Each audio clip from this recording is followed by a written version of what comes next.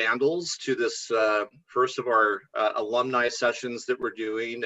Part of what we kept getting back the last decade from the surveys that as you all helped us complete and make this program better is the need for deeper dives on certain topics and subjects. Since 2020 has caused the need for us to go virtual, we've decided to offer some deeper dives. So to the alumni, we've got about 170 graduates that are still in office from almost the 300 folks that have gone through the program so far. So I just want to go over what the format is going to be and some of the little bit extra logistics, more about the content and the structure of the information you're going to get. The session is going to be 90 minutes. Each speaker is going to have about 10 minutes or so with 3 or 4 minutes of Q&A. If you have clarifying questions like Melanie shared during the presentation on a slide, please put those in the chat and we'll push those into the presentation. But any larger questions that aren't about not understanding something on the slide or that's being shared at that moment, we're going to keep till the end. Afterwards, we're going to have small breakout discussions. You all will be vetted out to different rooms to talk more in depth about the topics and policy solutions that we're going to share during this all the alumni sessions. There'll be a group debrief afterwards where all the small group discussions get reported back out to us collectively. This session is really about resiliency, and obviously with hurricanes, persistent wildfires, flooding, and other natural disasters, federal officials, state policymakers, and the private sector are all exploring ways to make the nation's critical energy infrastructure more resilient to natural disaster and other events. This session is going to dive deeper into what the key risks and challenges are with these kind of exigent situations that stress our energy infrastructure. And hopefully some of the options you're going to hear about from our expert speakers today are going to be able to give you a menu of things that might work in your jurisdiction. Hopefully today the session is going to answer these points about what the major threats to system resiliency are. When an event occurs, what are the responsibilities for federal, state, and local jurisdictions? And what policy solutions are states and provinces implementing to address the threats and challenges to the electric grid and to increase resiliency, not only in your neighborhood, your district, your state, but also in our regions that are interconnected as well. Our first speaker is Katie Grassi, who is the Deputy Director of Mitigation at Haggerty Consulting. Katie has extensive federal grant program expertise and experience in program grant management and supervision of staff. She is currently supporting the state of Florida Division of Emergency Management response to COVID-19 and as a deputy project manager supervising over 30 staff. She leads public assistance contract support for emergency measures projects for the state of Florida and logistical support for procuring medical supplies, overseeing the build out of surge hospitals, and coordinating mid-incident review to identify strengths and recommend corrective actions. She has worked for FEMA and the U.S. Department of Transportation. At FEMA, she managed the hazard mitigation grant applications worth more than $2 billion and led a team overseeing more than 1,200 grant applications. She holds a Bachelor of Science from Radford University and a master's degree from Duke University. Let's give a warm virtual welcome. If you want to hit your little clap emojis, you can do that for Katie Grassi with Haggerty Consulting. Katie, the floor is yours. Great, thank you so much, Jeff. So I am going to go ahead and share my screen now.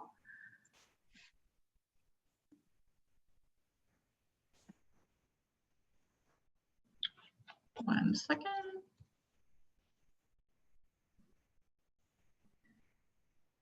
All right. Well, good morning, everyone, and thanks for joining the webinar today. This is me. Thank you for the introduction. So I'm going to go over mitigation funding and how it can be used to increase energy and critical infrastructure resiliency. So a lot of the work that I'm involved with is with FEMA's hazard mitigation grant programs. So I just wanted to give you all an overview of these programs and talk about how FEMA defines hazard mitigation, which they define it as any sustained action taken to reduce or eliminate long-term risk to human life and property from natural hazards. So some of the keys in there has to be a natural hazard, reducing risk to life or property. It can't just be doing something out in the middle of the woods that doesn't impact people or infrastructure. And then it has to be a long-term sustained solution. So I like to start off with a picture because I have most of my cool project pictures at the end of the PowerPoint, but I wanted to get you guys excited. I love this picture. This was funded. This is a picture of Hilo, Hawaii. The active volcano was approaching several towns, and FEMA hazard mitigation funding was used to construct this barrier around the steel power pole, so it would be protected from the advancing lava flow. All right, so mitigation is a shift in approach. Mitigation is what FEMA calls it. It can be called resiliency. You know, it's called many things, but mitigation is essentially investing in protecting infrastructure now so that the next time a natural disaster occurs, that infrastructure will not be damaged. So there's a lot of studies that have been done nationwide, and this helps it helps mitigators and FEMA and communities tout this program to elected officials, to communities, because the studies that have been done show that overall, for every dollar that is invested in hazard mitigation, an average of $4 and losses avoided is saved. So mitigation is overall a very good investment for communities. You can see here that these updated studies show that sometimes it's even more than 4 to 1. It's 5 to 1, in some cases, and 7 to 1. So FEMA defines critical facilities as essential facilities for health and welfare of the whole population. So we have hospitals, police stations, fire stations, emergency operations centers, public transportation, etc. And FEMA has 3 main hazard mitigation assistance, or HMA, funding programs. Those are Hazard Mitigation Grant Program, Flood Mitigation Assistance, and then Pre-Disaster Mitigation, or PDM, which is now called BRIC. So I'll just talk briefly about these programs. Hazard Mitigation Grant Program, the one to the right, that is available to communities after a federally declared disaster. So that is money that's available throughout each state after the disaster. It's a certain amount of funding. It's a 15 or 20% depending on the state and their classification of the total disaster cost, the total damages.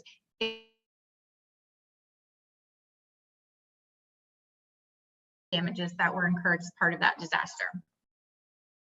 So then there's the FMA program, that is strictly flood mitigation. The purpose of that is to reduce the National Flood Insurance Policy Program expenditures. So moving homes out of the floodplain, things like that. And then BRIC, this is the new program, Building Resilience Infrastructure and Communities is what it stands for. BRIC was new this year. It had a $500 million nationwide competition for funding, and it is going to be available. It's written into legislation now, so it's going to be open every single year. So I'll talk a little bit about these programs. So Hazard Mitigation Grant Program, or HMGP, statewide, all the applicants have to be public entities, so local governments, federally recognized tribes, also private nonprofits, special districts are eligible applicants. So those entities apply to the state. It's a state-run program, so the money flows from the feds to the states, and then the locals generally, or other state agencies, apply to. It's generally the state EM department that manages this funding. There's several requirements. Must have an approved hazard mitigation plan. There's a 25% cost share. Had to comply with the National Environmental Policy Act. One of the hardest things that we run into to meet these criteria is the cost effectiveness. There has to be a benefit cost ratio of 1.0 or greater, and FEMA has a specific software program that you have to use to show that. This is a list of some of the activities that are eligible. So property acquisition, elevation, flood proofing, localized flood reduction, structural retrofit, different types of infrastructure retrofit, whether it's, fire, flood, seismic, wind, Soil stabilization, this is commonly after a wildfire, lots of different wildfire mitigation, post-disaster code enforcement, etc. So the BRIC program projects that are eligible are very similar to other mitigation programs, but there's a focus on certain things, including community lifelines, nature-based solutions, and then partnerships between public and private entities. The notice of funding was released in August. There was a total 500 million, and it funds projects and capability and capacity building activities, which are things like planning and preparing for projects. In the competition, FEMA has decided to focus on innovative, large-scale infrastructure projects, projects that have partnerships with state, local, or other private sector entities. Building codes as well. Building codes are a big component of this, making sure that the latest building codes are encompassed in the project. And then community lifelines, I'll talk about in a minute, and then nature-based solutions. So there's been a lot of studies showing that the green infrastructure interventions are actually much more effective at reducing flood risk than gray infrastructure interventions. So FEMA really wants to, is really making a push to start focusing on funding those green nature-based solutions first. Brock Long, the former FEMA administrator, he actually created the community lifelines construct. He talked about being in Puerto Rico after Hurricane Maria and finding that he was sending all of the supplies to Puerto Rico, and that yet there wasn't cell phone infrastructure in place to be able to communicate with the disaster survivors how to get those supplies. So that's why he created this community lifelines construct, because all of these lifelines have to be in place for a community to function. So at the top, you can see what the main lifelines are. And I've highlighted in red the energy, power, and fuel lifeline. So that is a strong consideration in the FEMA mitigation grant, and all of the FEMA mission as well considers these community lifelines. So with BRIC, here are just a few examples of these nature-based solutions. So we have lots of different things like rain gardens, floodplain restoration. So this is just to give you an idea of the vast variety of projects that can be eligible. And this is a timeline showing for BRIC projects. Right now, we're in here where this applications are due or have been due to most states. Then the states are now analyzing them, ranking them. They'll submit them to FEMA, and then applicants should be notified mid next year of whether they've been selected or not. But the reason I wanted to show you this is because, you know, time goes by fast, and even though this 2020 round of funding is closing right now, we want everyone to be thinking about 2021, and because it will be here before you know it. We'll go back to the beginning, and the notice of grant award will come out in 2021 in the spring or summer, and the grant will open. And when the grant opens, this FEMA will have a deadline, but each state has a deadline that's earlier than FEMA's, because it has to be submitted to the state first, then the state submits it to FEMA. So be really cognizant of following with your state, your county emergency management directors, your state hazard mitigation officers, getting on their email lists and finding out when these applications periods are opening. And now is the time to start to prepare these projects. So here are some challenges that we've seen with communities and applicants applying for grants. The requirement to have a local hazard mitigation plan is a strict one. So that is, most communities have this, but that is definitely the number one thing to check.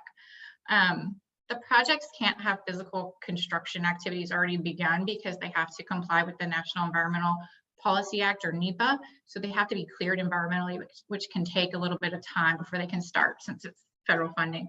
They can't just be repairs or capital improvement projects. It has to increase protection over what was existing before. It has to be cost effective. There are some timeline restrictions where I was just showing you the timeline. The application period will open, and then the applications will be due in 30, 60 days, and it really can sneak up on you. So that's something to really monitor. And then a lack of information to develop the complete eligible application, staff capacity, and then just not sure how to start. So hopefully after this, you'll have a little bit better of idea. So getting to a project, these are really the questions you need to be able to answer to have a project. Knowing the problem obviously is the first step.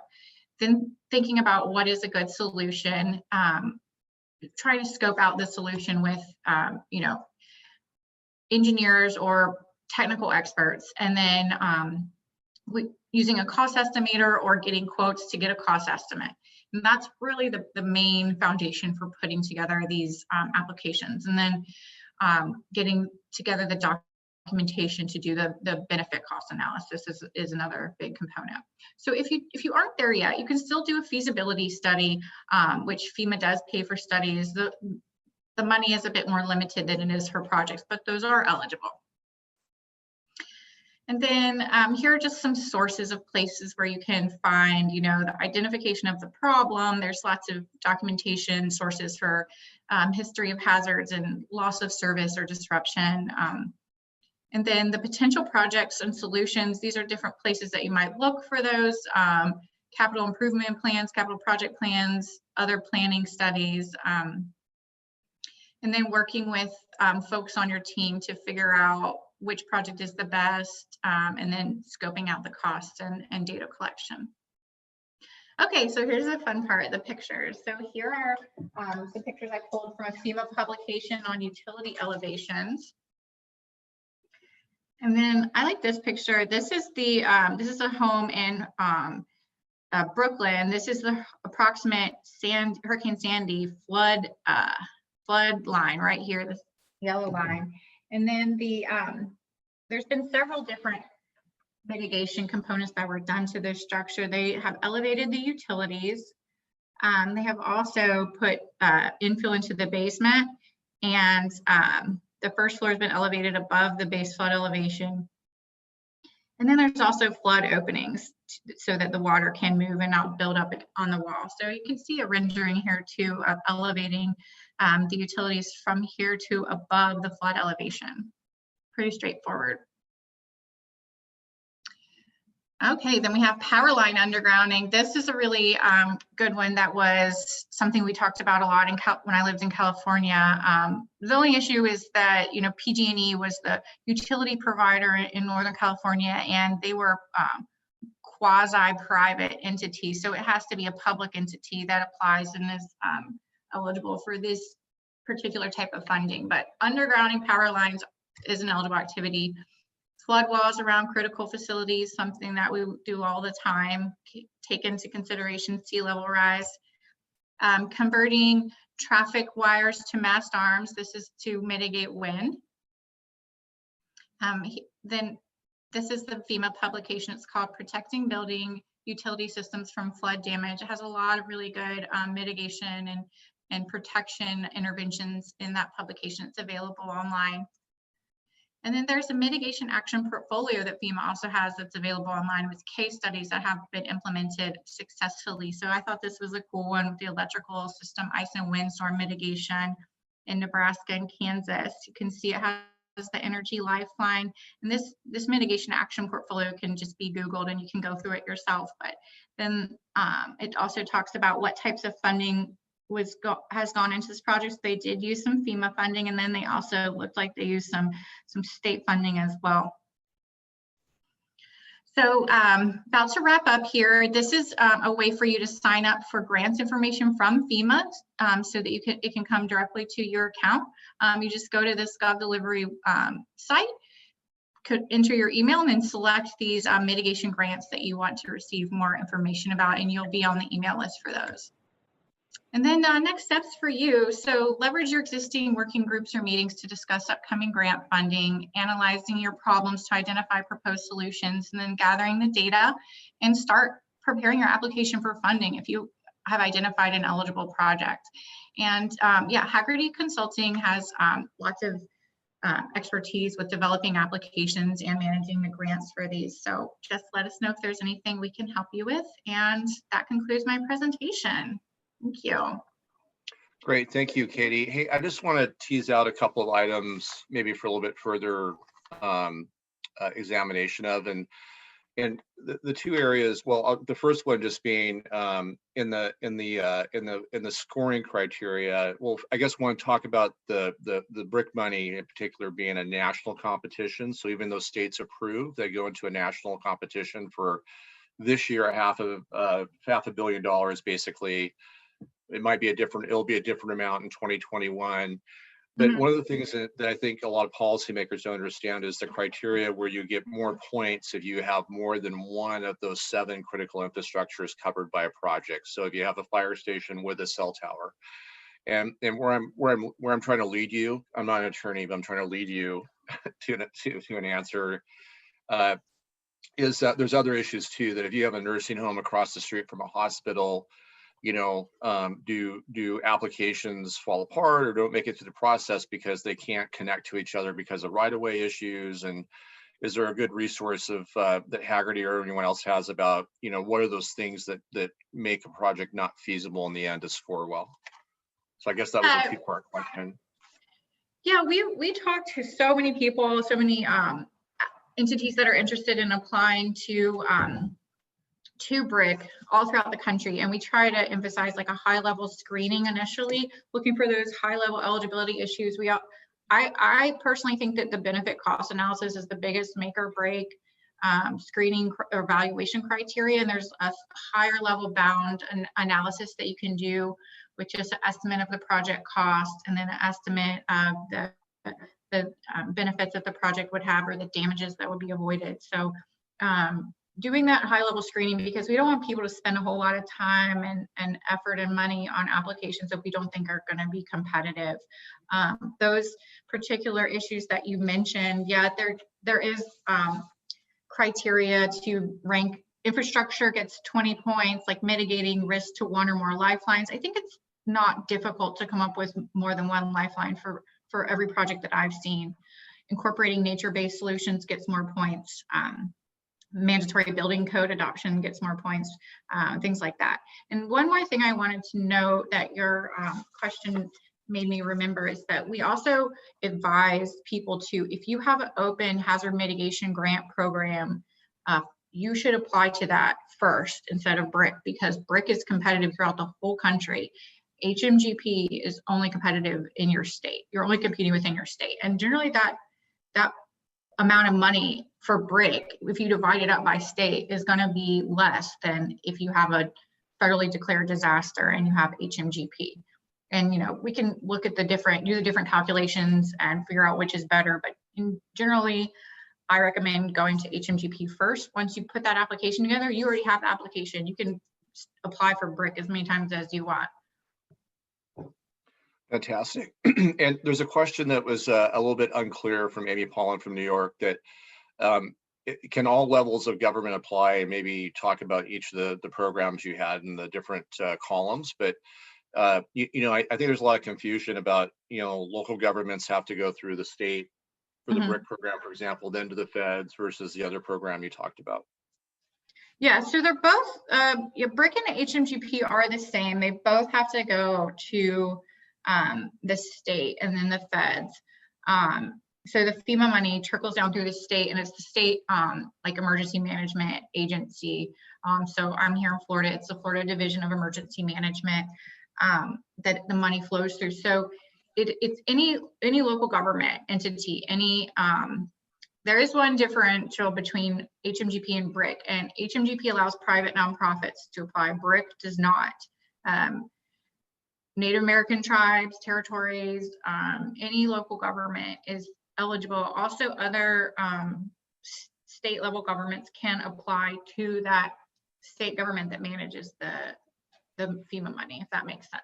So like in California, we had the California Earthquake Authority apply to the California Office of Emergency Services for a large earthquake brace and bolt program. So other state agencies can apply as well. Hopefully that answers your question, Amy. Yeah, fantastic. And Just to remind folks, if you don't know how to raise your hand, if you click participants and open that box up on the bottom left hand, there's a raise hand you can do to raise your hand with a question. I'm perusing through and don't see any. If you have one, go ahead and put it in the chat and I'll come back to it as we move through the program today. But I think that's going to wrap this session. Katie, thank you so much for joining us today with your expertise. There was a request to put the link that you had into the chat function. I don't know if you can cut and paste that from your deck, but that would be really great if you could do that. Okay, sure. Yep, fantastic. And so to keep moving along here, our next presenter is Kate Marks. And I just as a little background, I want to throw in that when LEHI started, I know you heard a lot about the University of Idaho and the Department of Energy and Penwar and so forth. NCSL got involved via Kate Marks, who is actually the energy program manager. She was the Glenn and Christie of this program when it first started, and gave the green light for NCSL to participate. So we would not be here today if not for Kate. So she's too young to call the godmother, but maybe the god sister of LEHI getting started. So we owe her a great deal of gratitude for her vision to see the value of this program. So thank you, Kate, first of all, for your supporting LEHI. Currently, Kate is the Director for Preparedness and Exercises at the Office of Cybersecurity and Energy Security and Emergency Response at the U.S. Department of Energy. In that role, Kate leads the efforts to secure energy infrastructure against all hazards, natural, physical, cyber, and reduce the impact of disruptive events, and to respond to and facilitate recovery from energy disruptions. Her portfolio covers state and international planning, threat and risk assessment, mitigation and exercises, and workforce development. Prior to joining the Department of Energy, Kate served as the Managing Director at the National Association of State Energy Officials and served as Director of the Energy Program at the National Conference of State Legislatures. To say the least, she knows a lot about state government, and it's great to have someone with her experience at the state level working at the federal level. Kate, the floor is yours to share your expertise. Thanks for being here today with us. Great, and thank you so much, Jeff. Can you hear me okay? Yes, we can. Perfect. All right, I'm going to pull up my presentation, and I have to say I will take the godmother title. Of course, when we started this little project, I remember meeting with you, as I said the other day, in a Denver restaurant, where we kind of came up with this idea to engage the legislators when you were a legislator yourself. So I know we couldn't have done it without you either, and I want to make sure that we make that point here today. So thank you for the introduction. And I just have a few slides that I wanted to go through with you all, just to kind of give a little bit of a stage setting on how we at the department think about resilience and how we, kind of translate that work that we do in terms of how we work with the states and work with industry and work with our other federal agency partners. So the government makes it relatively easy to think about resilience because we have what's called a presidential policy directive. So PPD 21 defines resilience as it's put down here. And we really think of, in our CSER office, resilience being very closely and inextricably linked with energy security. So what we see as energy security is really looking at how we can ensure a secure and reliable flow of energy across the country. And obviously that fits in here to this term resilience, where we're looking at how to prepare for and adapt to different conditions and really being able to kind of withstand any disruption we may face and recover rapidly. And that really does go across all hazards. As Jeff mentioned, our focus in CSER is across any cyber attack, physical attack. I know today we're focusing quite a bit on natural disasters as well as other man-made events that may occur. So we have both a R&D shop. I'm not going to go too far into that today, but I'm certainly willing to take questions when we go into our breakout rooms. But the office that I sit within is infrastructure security and energy restoration. And within that, we have two parts. So we're preparedness and exercises is kind of the left of boom. And this is my team here that's focusing on all the things that Jeff explained earlier. And then on the right of boom, we have our emergency response and recovery team. So really, we're looking at how we can come into that feedback loop. And so Katie brought up the feedback loop of the preparedness, response, recovery, and mitigation, and how all of those things tie together. So anything that we're learning on the emergency response and recovery side, we are kind of building that back into any of our preparedness and exercise activities. And we do that in close coordination, again, with states, with industry across the electricity and the oil and natural gas sectors, as well as with our other federal partners like FEMA and like DHS and others. Kate, I'm sorry for interrupting. Do you have the deck up? Because I can't see it if you do. I do. Can anybody else Sorry. see it on the NCSL side? No, we're not seeing your screen, Kate. Okay, I know we had some issues earlier, so let me see if I can figure that out. Hang on just a moment. You were explaining things so well, I wasn't clear if you were going to have a deck or not. So I do indeed. I think I remembered to unmute myself, but I did not remember to share my screen. So, you know, it's all these different little buttons you have to press. So here we go. Let me know if this comes up for you.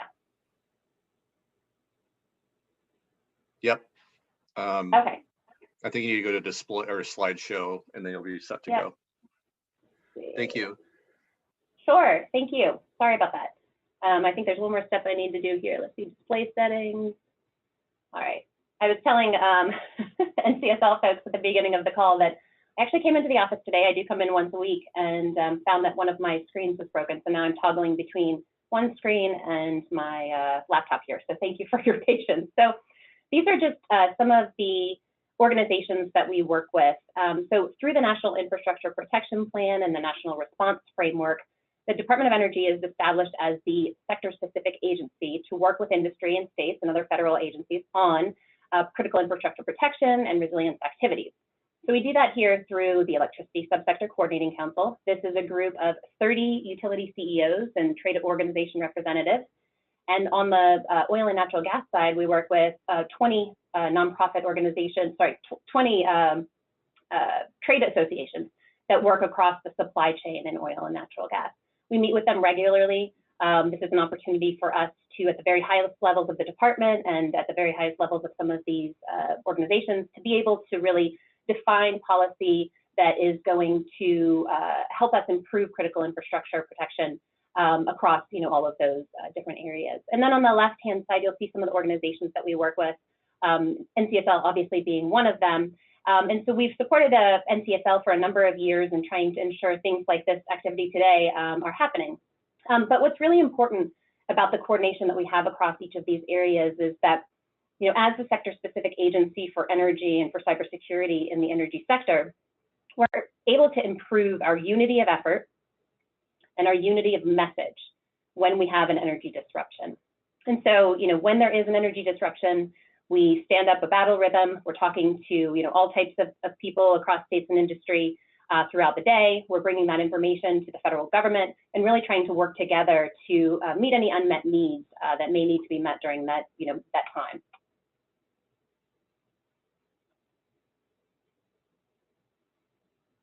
Okay, there we go. So, you know, Jeff mentioned that we cover all hazards. And I know that, you know, today the main focus was on natural disasters, but I do want to, you know, touch on cybersecurity. You know, we are really thinking a lot about the cybersecurity issue in the CSER office. You know, we really do see it as one of the biggest threats to the industry right now, and it's evolving quickly, and there are a lot of you know, different kind of amorphous things that can happen in this space. So, you know, just for reference, we know from the 2019 Worldwide Threat Assessment that there are nation states like China and Russia that have the ability to temporarily disrupt critical energy infrastructure. And this, you know, is located here in the United States. These adversaries are mapping our critical infrastructure, and they're really gaining the ability to cause substantial damage to infrastructure. So it's also important to note that, you know, during the pandemic, we've seen, you know, kind of an uptick because nation states are kind of doubling down on their resolve to intrude into critical systems and really advance their own geopolitical or financial interests. So the energy sector has obviously been a target. You know, because they're really looking to take advantage of the crisis. They're looking to take advantage of the fact that everybody is teleworking. And you know, given that we have, you know, critical infrastructure sectors across the board, you know, all 16 of them, that are really dependent on the energy system for fuel and for power, you know, they really see us as an attractive target. So we spend quite a bit of time working here, and I'll dig into this a little bit as we move through any questions that you all might have or into the breakout sessions. So just to kind of give you a sense of the types of things that we're doing to work with the states, you know, we know that decisions at the state level on how to secure and invest in the nation's energy infrastructure are often complex. There's a lot of different participants, a lot of different ways to think about, you know, mitigation efforts and resilience. And so they really require a deep understanding of different risks and hazards that your state might be facing. So it's really valuable, we think, to allow states and local governments to have access to that information. And so we've pulled together some aggregated data that's specific to every state. So this looks at some of the causes, the frequency or costs of energy disruptions that have actually happened in your state. So these energy risk profiles that really look at that relative magnitude of risks at the state level, as well as the regional level, try to highlight some of the trends and impacts that you might be facing. And then you can help to translate that into energy security planning. Just as a note, all of your states receive state energy program funds, and oftentimes as part of the legislative hook in there, there actually is some funding that's provided to support energy security planning. So we provide the tools and resources that kind of help to balance the state's ability to do that type of work. So these, again, just kind of going back to these profiles, we're looking at some of the considerations related to electricity, natural gas, as well as petroleum infrastructures, really helping to improve awareness and then, help everybody understand those risks for both energy and non-energy officials, more importantly. So these should be posted for every state here soon. We do have a set that's online currently, but they are quite old, and so we're hoping to update those. And then the next step is hopefully to make this a more dynamic system where you could go in and get more real-time data. So kind of a long-term goal there, but moving towards that here quickly.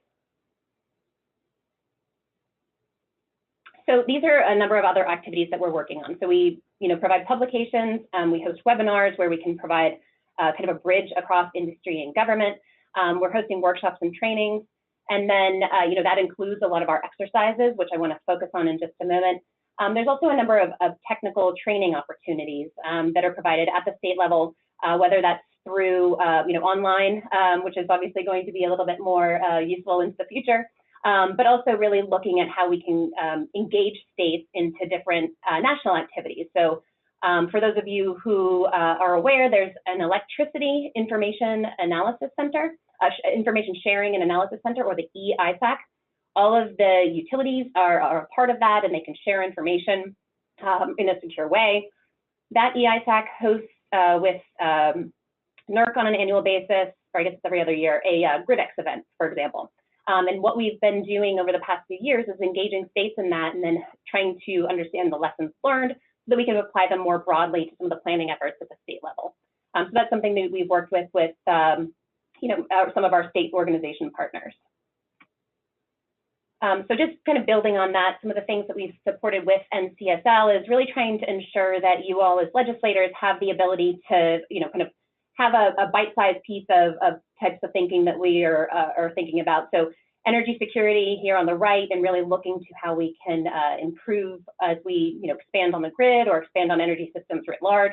And then cybersecurity in the electric grid and really what that means. As we look to, different type of distributed energy resource goals and that sort of thing, there is a bigger threat vector for adversaries to, kind of target. And so we've been thinking about that quite a bit and, want to be able to share that information with you.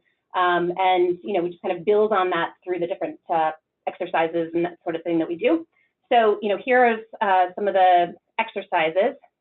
Jeff wanted to make sure that I spoke to these because it is an opportunity for states to engage, whether it's at the state level or at a, kind of a national stage. And so Clear Path 8 was a virtual exercise this year. Typically, we would do this in person, but it was held with the state of Utah. We had very close coordination with them in the planning and also looked at some of the interdependencies of infrastructure across a number of states outside of Utah along the Wasatch earthquake fault zone.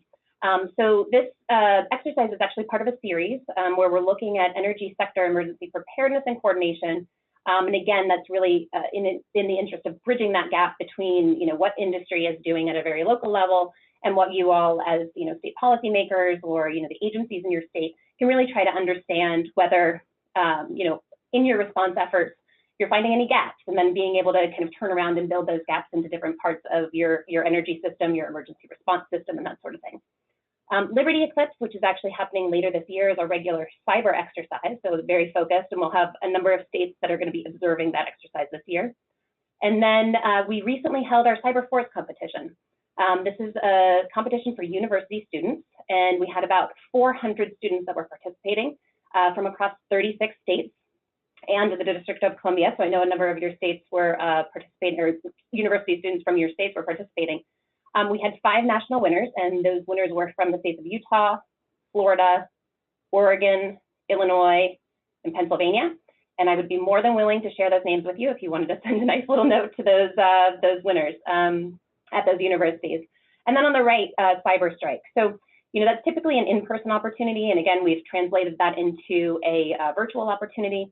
We're able to provide a kind of a gaming or a scenario-based hands-on keyboards test of, being able to protect the energy system. And we provide this at, different conferences. We provide it, directly for utilities or energy companies. And it, really providing them the ability to kind of protect the system from a cyber attack and kind of see what they would need to do in order to do that. And so it's a building opportunity, a learning opportunity. And those Cyber Strike sessions are actually based on real world examples. So kind of started out as one that was based on the Ukraine incident a few years ago that took down their grid, but also looking at new threat vectors as things evolve. And so, I would be remiss if I didn't let you know a little bit about what's happening across the country at a legislative level. And so I wanted to just note here, and I can get into this again a little bit more deeply when we have questions or in the breakouts, but from an energy security perspective, we worked with NCSL to identify that about 23 states have implemented what they're calling business rapid response laws. This helps to facilitate some of the more effective emergency response and restoration following a natural disaster. We've also seen laws that have helped to advocate or allocate funding for a proactive disaster mitigation projects. And so this goes back to what Katie was discussing. And the Virginia legislature actually was active here in 2020. They funded shoreline resiliency and community flood preparedness projects. On grid hardening, there was another action in Virginia. Maybe you can tell I'm biased, having been from there. Approved 2 undergrounding pilot projects for electric transmission lines. Also down in Florida, they've been requiring utilities to develop transmission and distribution system storm protection plans, including substantial undergrounding and flood mitigation. So obviously with Florida having gotten hit over and over and over, they're quite good at this. So if you have concerns about hurricanes or natural disaster preparedness, certainly a good place to look down in Florida. So with that, Jeff, I will turn it back to you. This is our state and local team. Brandy and Jason are also on the line, and they'll be joining us in the breakout sessions. So I'm happy to answer any questions now and look forward to meeting with you all in the smaller rooms. Thank you. Yeah, fantastic. Great presentation, Kate. And yeah, your whole team is really a great resource for folks to, communicate with and bounce ideas off of. I'm wondering, I have one question for you. And again, folks, if you want to ask a question, go ahead and paste it in the chat or go ahead and raise your hand by clicking participants and then go down to the bottom left and clicking the blue hand. Kate, legislators are going into budgeting sessions almost across the board coming up in January. And budgets are tight because of all the COVID impact on state and local budgets, but still the protecting critical infrastructure is just a huge issue on everyone's mind, I think. I just want to maybe tease out a little bit more about where you think legislators, what type of agencies do you work with that if legislators want to leverage what you do, what type of areas maybe they want to think about talking to today in the budgeting process about, hey, emergency management division, hey, military department, hey, chief cybersecurity officer, chief resiliency officer, is there money or these desktop exercises that you need to have resources in order to participate where you're not cutting something else in order to go participate in something that maybe your office is funding or DOE is funding? That was kind of a broad question, but I think a lot of the connections aren't really apparent, and particularly with the infrastructure, emergency management, so many people think of as being response to a crisis. And this whole mitigation piece where a lot of the infrastructure is owned by the private sector is an area that sometimes it's hard to connect the dots. So I'll focus that a little bit first on some of the direct funding opportunities. And obviously, Katie spoke to a number of those. And there's the National Association of State Energy Officials works very closely with NCSL to ensure that state energy programs are considered as part of some of those mitigation opportunities. So if you haven't already reached out to your energy office, I encourage you to do so. I know that If they're not thinking about it, they've certainly been approached by NASIO to maybe think about it. And so I think there is some great opportunity there to the extent that there are energy, projects that should be funded, within your district or within your state, that, really bringing those people together, I think is critical to that. I'll also point to, some of the defense critical energy or electric infrastructure. There are some opportunities to work with our Office of Electricity and really, hone in on with them the assurance of really serving some of those facilities, making sure that the utilities that are providing power or that sort of thing are really well protected. And so I think there's a role and some kind of potential connections to be made there too. And I mentioned the state energy program earlier.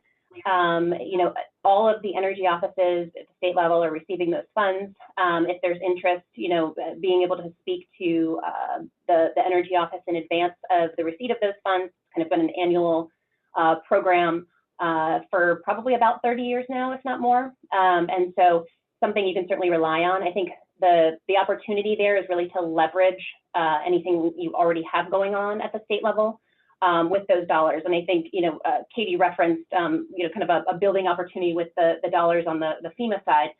From these SEP funds, we know that it's about a $1 to $11 that's leveraged on the state. So $1 federal funds is really helping to, leverage and grow about $11 at the state level. So another big opportunity there, I think, to kind of maybe provide some direction as to where the state energy office might want to be thinking about going with that program. Just kind of thinking about some of the opportunities for, exercises. I referenced some of the ones that we've done, and a lot of those, frankly, are done directly with the states. We're working with emergency managers. We're working with the Energy Office, the Public Utility Commission. And so, to the extent that legislators want to kind of, learn more about what's happening there, really look into how their state is doing with the whole kind of preparedness to response cycle. That's a really great opportunity. And then you might see, some gaps that can kind of be built into an after action report that would then translate into, here's what our state needs to do moving forward. And we're providing, those types of opportunities, not only through DOE, but actually also working with organizations like NARUC and NASIO and NCSL. And so, you can kind of tap into those activities through your representative state organizations. And then training. So I mentioned the risk profiles. That's part of a broader effort that we have underway. It must be that I really dig this training opportunity type of thing, because when I came on to CSER, I started thinking about the LEHI program.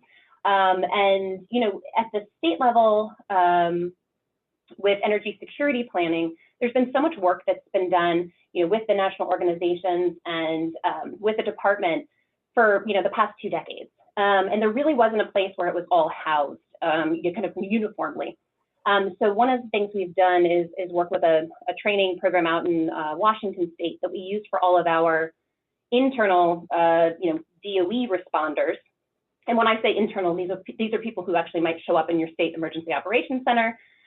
They may show up in a regional or a national operations center in the event of a FEMA activation during a disruption. And there's about 100 of them, so that we can tap into, different people at different times as needed. But the training program that they received was very relevant to what the states are doing and to, what the functions should be in the preparedness and response cycle. So we've tried to develop that at the state level. COVID, certainly delayed things a little bit because we did have to do some response efforts during COVID. So Brandy and Jason have been working hard to kind of finalize that training program. We've also developed a maturity model to allow states to kind of go in and think about the different elements that are part of energy security planning, whether it's, do you have an energy security plan, or, who should you be talking to?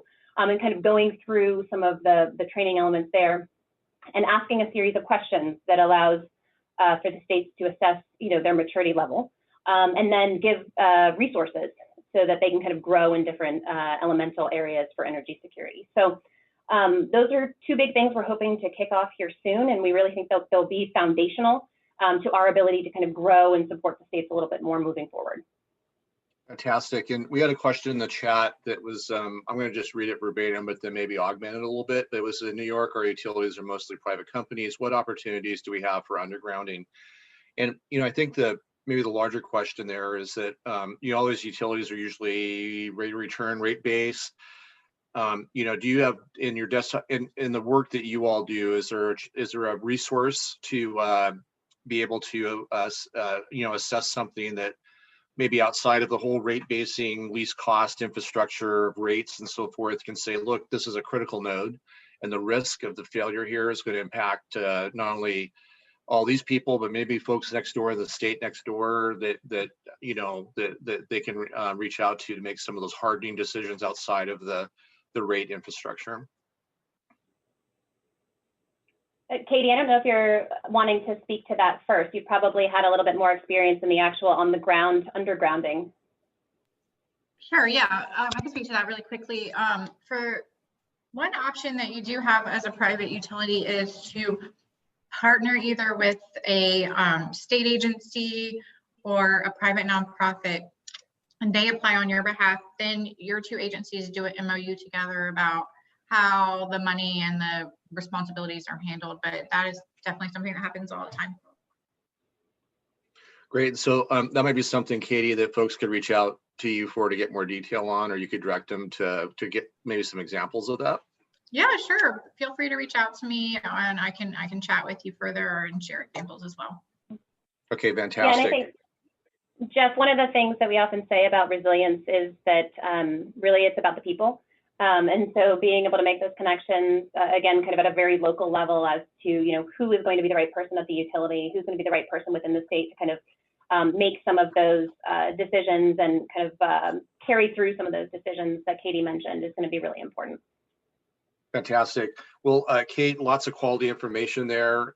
Thanks for joining us today. I think you're going to hang on through the breakout sessions as well, maybe, if I understood correctly. We're a little bit behind, so I'm going to keep going on because I don't see any hands, even though I could probably ask you questions all day. So Kate, thank you. If you want to give Kate virtual applause with your emojis, please do so. Our next speaker is Rick Murphy, who's the Managing Director of Sustainable Growth at the American Gas Association. Rick works for AGA's member companies to explore new business models and leadership strategies for natural gas utilities to deploy an evolving energy economy. He's responsible for leading priority initiatives intended to support the growth for natural gas utilities as well as long-term value for customers. He's held senior levels in the utility industry for 30 years with a focus on marketing, business development, energy efficiency, account management, community relations, and community service. Prior to working with AGA, Rick was Senior Vice President of Energy Solutions for National Grid. He holds a Bachelor of Science from the University of Massachusetts Lowell and an MBA from Northeastern. Rick, thanks for joining us today with your expertise. The floor is yours. Well, thank you, Jeff, and hello, everyone. I really appreciate the opportunity to participate in today's webinar to provide a briefing on a very important project that is underway at the American Gas Foundation. As Jeff referenced in my bio, I'm Managing Director of Sustainable Growth for the American Gas Association.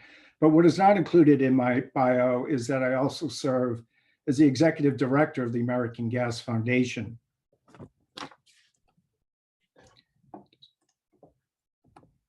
Sorry about that. For those that aren't familiar with the American Gas Foundation, we are a 501c3 organization. We were founded in 1989, and we're focused on being an independent source of information, research, and programs on energy and environmental issues that affect the public policy, with a particular emphasis on natural gas. All of the foundation studies can be accessed on its website using the URL shown in the bottom right-hand side of this slide. As evidenced by this webinar, energy resilience has become a key policy objective at both the state and federal level.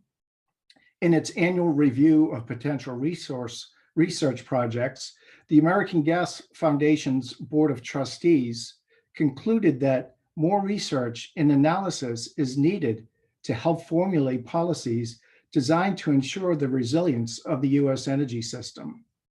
As such, the trustees committed to fund the study referenced on my earlier slide, Building a Resilient Energy Future, and how the gas system contributes to overall U.S. energy system resilience.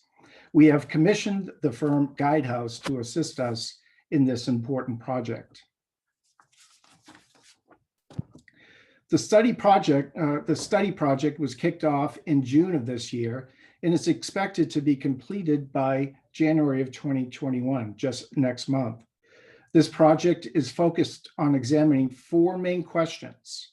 First, what are the characteristics of the US gas system that contributes to its resilience?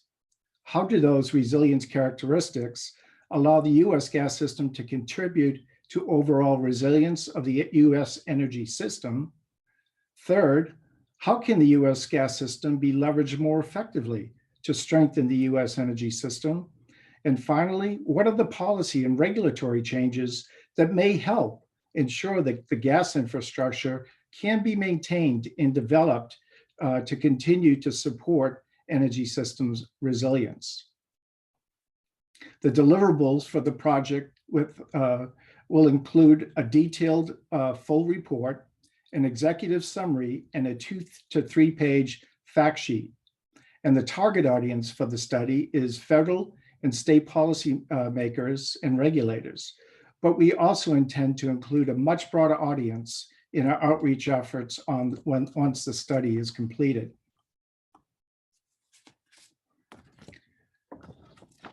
There are 6 main components of the study that is going to be evaluated and examined in detail.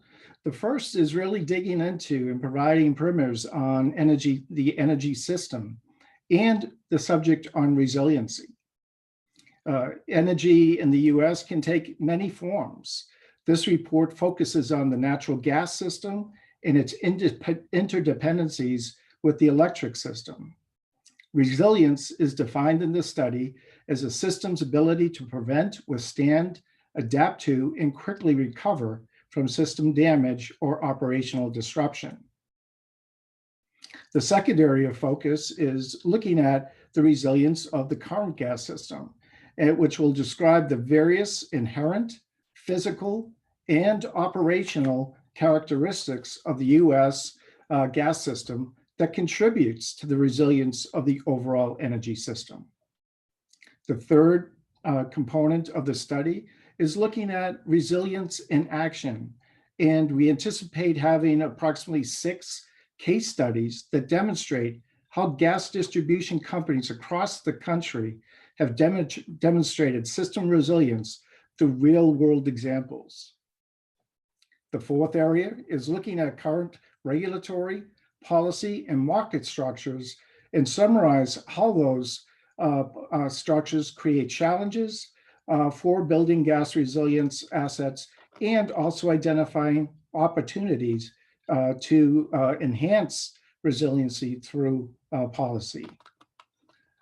The fifth area is looking at ensuring a resilient energy system by looking into the future and looking at the interdependencies of the gas and electric system and how policy can help advance those opportunities to enhance resilience.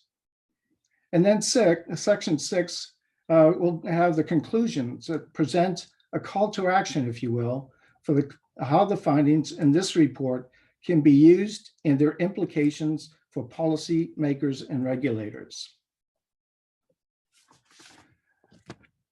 I appreciate the opportunity, as I mentioned earlier, that I referenced that the project is expected to be completed next month. I wish I had the opportunity to share more of the key findings from the project with you here today, but we will be sure to include LEHI and NCSL in our outreach efforts on the study once it is complete and the reports are available on the AGF website.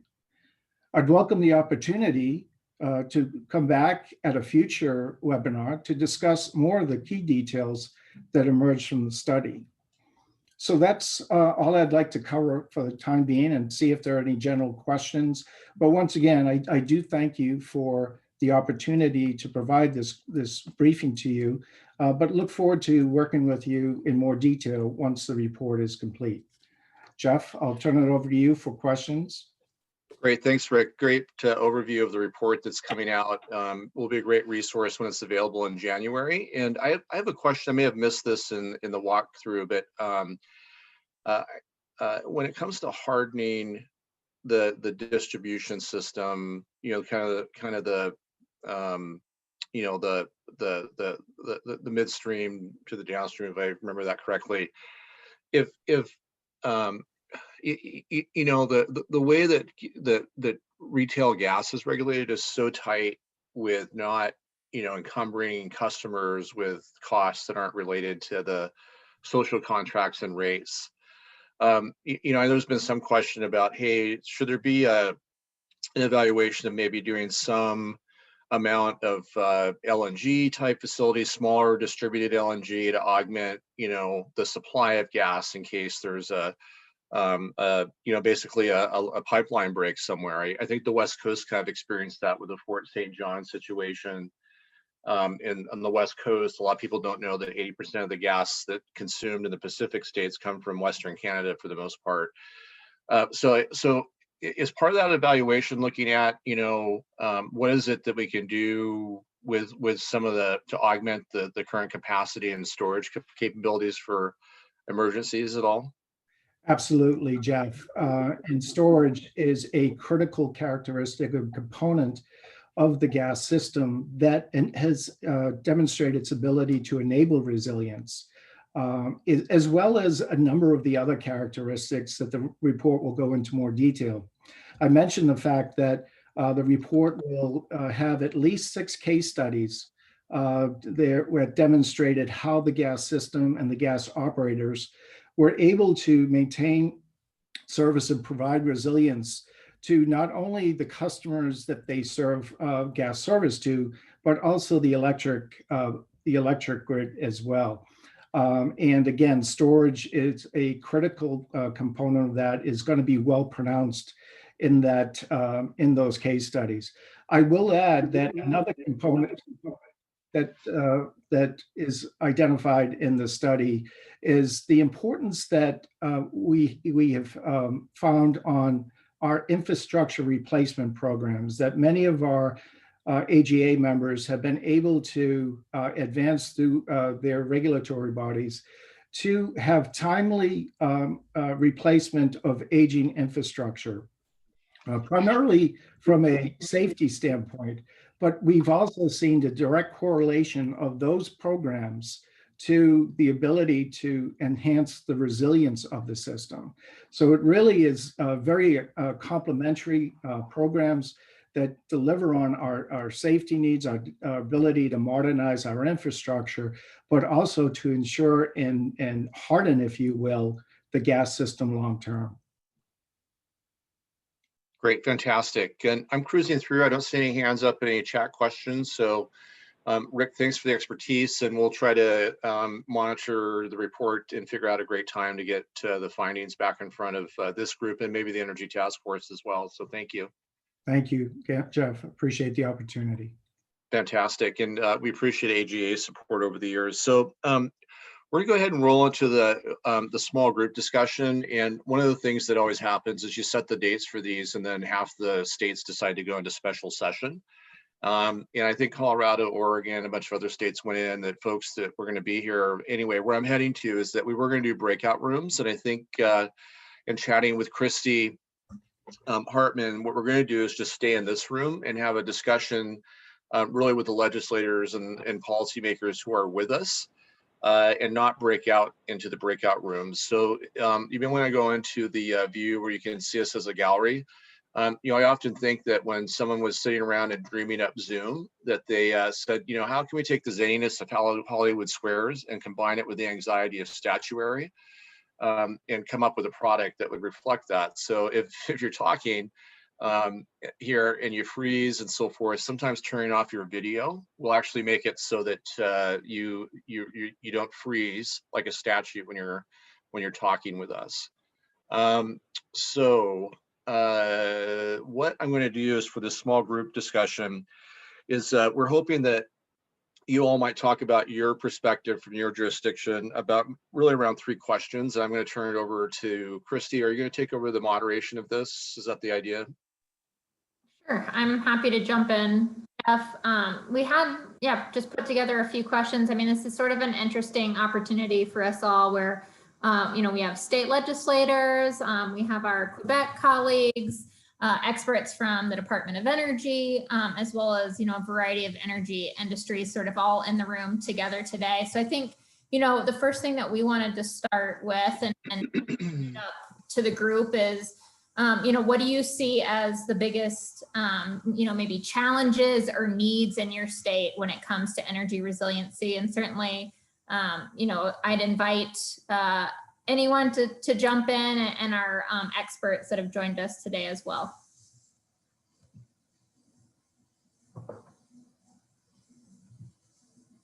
And while people are thinking about their answers, I just want to remind folks in the chat, there's going to be a link. And Glenn, if you can put the link in there now, we are going to end by 11:30. But there's a survey that if you could fill out before you leave today, that would be fantastic. And there's going to be a link to that survey in the chat function. So sorry for interrupting, Christy. Thanks, Jeff. And, as people are sort of thinking through this, I guess a couple other questions to just sort of throw out to the group. As Christy, I do want to dig into that first one really quickly. I just was waiting for legislators to speak up first if they wanted to. So I think one of the biggest issues has really been inconsistency of funding. I think it's really hard for states to plan when, the kind of opportunities for funding are kind of going up and down, and they're all over the place. That's why I really think that, a program like the State Energy Program that's been a little bit more consistent and provides formula funding to states is really critical. And, being able to kind of do a little bit more long-term planning for how the state should be getting to some of those resilience measures can be really important.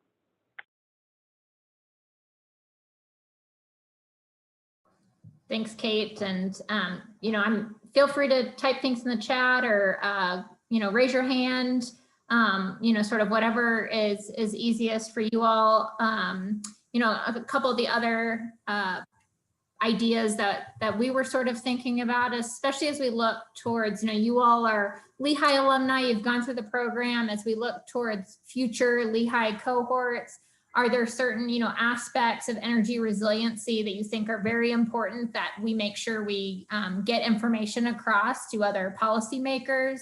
Or, as you enter the 2021 legislative session, are there sort of certain topics within energy resiliency or questions that are coming up where, the staff on this call can be of assistance to you all? So I'll pause for a second and just see if anyone wants to offer sort of any comments or feedback or, questions that you have that the group can answer.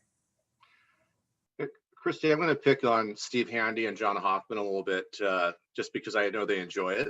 As my experience in policymaking is that a lot of the state directives towards like public councils and public utility commissions is around just and reasonable rates, and resiliency is a value, and usually that value is from the individual customer. There's a way it's expressed, so there's not a way to really cook resiliency as a value into the rate structures of natural gas or electricity, and really there may be a more of a communal value outside of that structure. And I'm just kind of curious about what you feel in your jurisdictions about who's really shepherding that gap between resiliency that's paid for in this 1800 rate of return structure we've got, that really values low rates first and doesn't really have a way to incorporate resiliency or necessarily the quality of power. You don't get charged for that at your meter. You get charged for a kilowatt hour. Not that you get that kilowatt hour 24/7. Yeah, Jeff, I'll just say that, I don't know the answer to that. I really don't. We had in Utah, thinking about this on September 8th, there were 200,000 homes that lost electricity on a hurricane force gale that knocked it out, and Rocky Mountain Power, serviced all those areas, and they had to call in their sister company from Nevada to come in. But I don't know at this point, and there were for days, there were many, many homes that were without power. So I don't know the answer to that, but that is worth digging into, is kind of that dust settles from that once in 100-year event around our state, to see what the Public Service Commission's reaction will be as they evaluate that. I'd like to know, but I don't know the answer to that. I don't know. Yeah, and John, you have a lot of public power where you're at, plus regulated power, and I'm just kind of curious your perspective. Who's monitoring that gap between what folks like Kate and your emergency management do and the people that regulate and make decisions for, what rates are for customers, and then, how do they, push things like resiliency into that process? Jeff, you're raising a great point, because that's when you look at climate adaptation and community resilience, right? There's got to be, especially in Minnesota, there's got to be a plan to prepare for the extreme weather, right? And to adapt to some changing climatic conditions. But the other piece that you hit on is that how do you foster a stronger community connectedness, right? And maintaining that social and economic vitality. I think best practice actions need to be looked at, and whether it be from the regulatory side in Minnesota, or I go back to when Governor Mark Dayton really started to push how we should look at preparing for, we need to get to a greener economy in Minnesota, right? Well, what does that mean?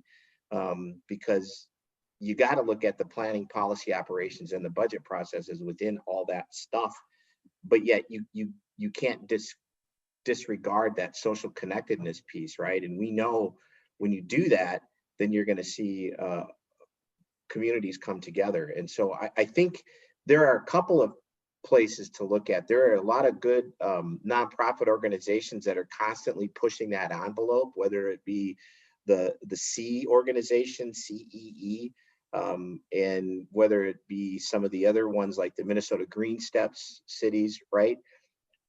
But as we bring stuff forward, there's something that is always missing, and it's the messaging side of it. And somebody that you're driving a message to is already going to have some kind of label about how they look at that, right? And what that is. It could be anything that you bring up. They're always going to come from their personal perspective and not necessarily a global one. So it's really educating people about, look, when we're talking about social, right, we're also talking about urban heat, water supply, local energy resilience, social connectedness. That all fits together. So it's a global look, Jeff. It's what you guys were about and are about at LEHI. Hey, Jeff, this is Rick Murphy. This is something that has emerged in our work on the resilience on the gas system. And it's out of scope for this particular study, but it may definitely be a follow-on study that we look into, and it's identified as one of the regulatory challenges with investing in resilient assets. So we anticipate that may be a follow-on study. However, on the electric side, I believe NREL has recently come out with a study really focused on identifying the value of resiliency for the electric grid. That may be a resource. Can I add to what Rick's saying, Jeff, just in your conversation? I know the Minnesota Pollution Control Agency, in their strategic plan for 2018 to 2022, there's a cross-agency goal, which is to act on opportunities to increase resilience of communities and the environment to climate change impact. So it's already, that conversation has started.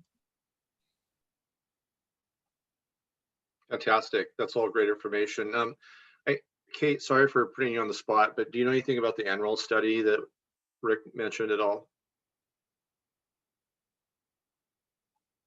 If you know, Trying to get out. too.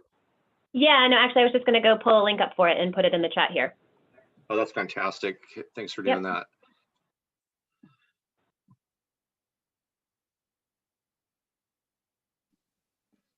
Can you all hear me now?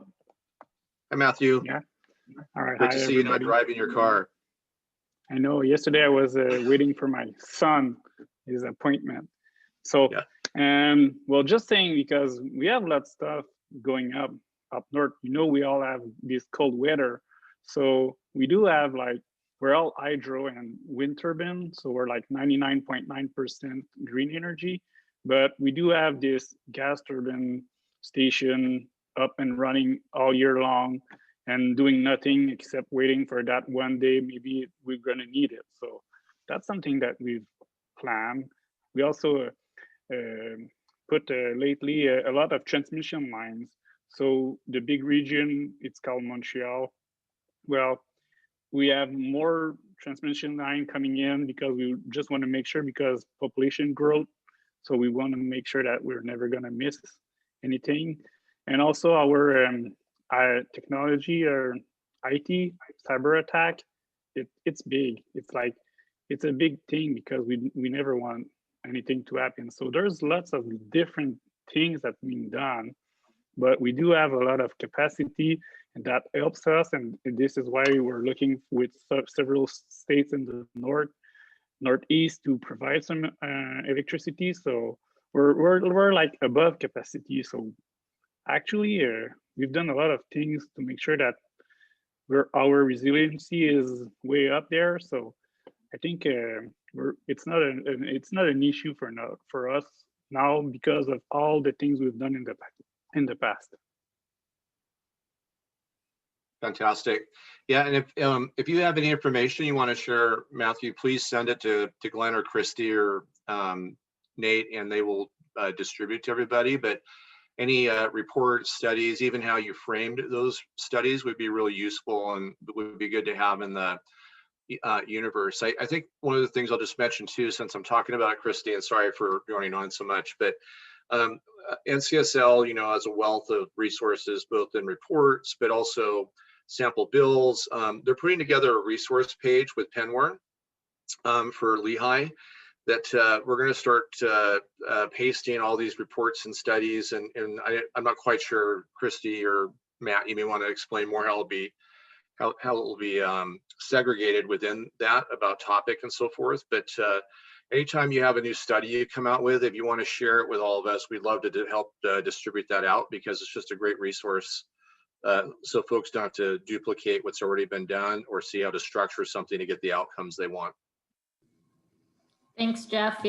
That's a good reminder. We will have the resources available shortly, and I believe we're going to be putting them on the LEHI website. But right now we sort of have them split up by topic, and we don't want to overload anyone with a million resources. So we're really trying to be strategic on, what is the information that will most help you all as you're sort of entering your 2021 legislative sessions. And hopefully that's something that we can share with all the LEHI alumni pretty soon.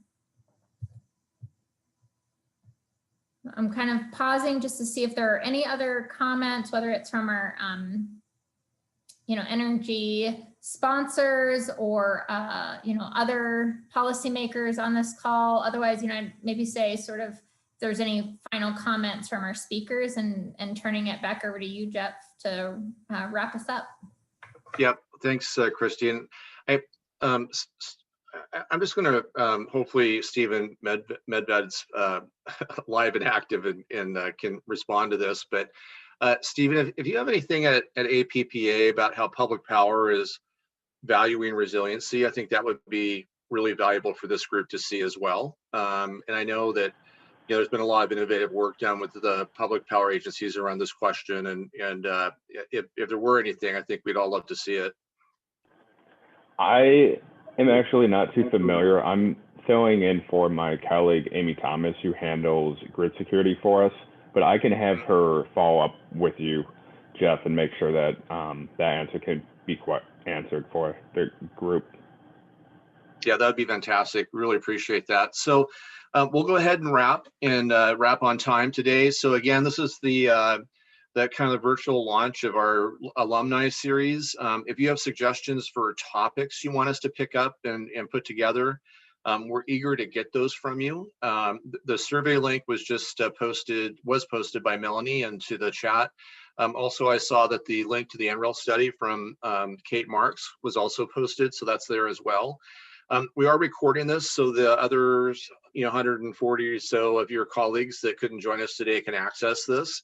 And we will be recording the other series. And Yvonne, I'm sorry, just warn you, I'm going to call on you here for a second, but can you just go over the other dates again for folks in case they haven't seen them in their inbox of the other webinars and topics? And while I see you scrambling for that list, I'll keep talking. You know, we took we weren't able to do the physical part, the physical in classroom part for LEHI this year, and we are carrying this year's class over to next year, and hopefully we'll be meeting in July in Richland.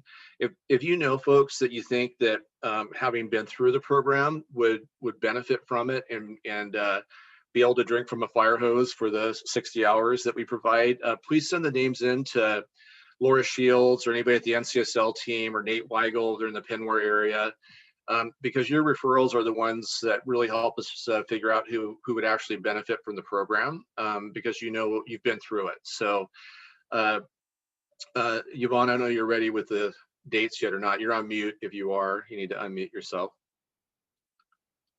Thank you. If it's not one thing, it's another. I should have had my camera muted so you didn't see me scramble.